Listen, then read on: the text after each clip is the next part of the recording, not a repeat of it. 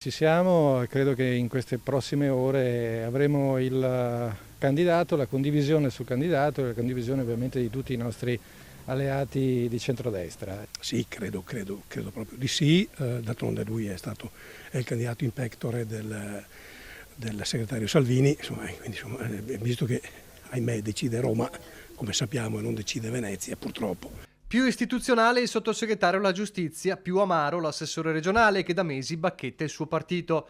Sia come sia, il Carroccio vede il traguardo e con essi lo vede Alberto Stefani. Pochissimo all'ora X che dovrebbe vedere ufficializzato il nome del segretario veneto della Lega come candidato del centrodestra alle regionali. Da Oppeano a Pontida il percorso tracciato da Salvini pronto a essere ufficializzato, Marche o meno.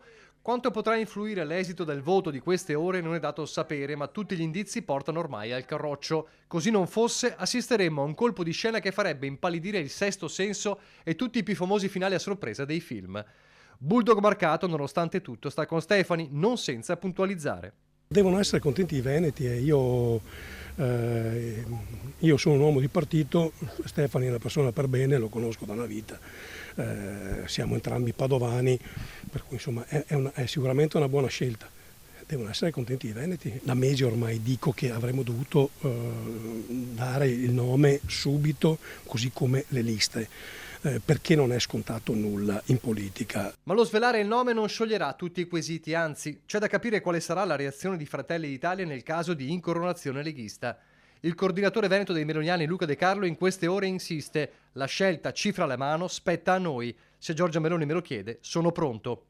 Altro nodo, la composizione delle liste del Carroccio. Quella degli amministratori sembra ormai essere tramontata, come l'idea del tridente, Lega, Lista Zaia e Sindaci, che lo stesso Marcato aveva lanciato. Le liste sono pronte?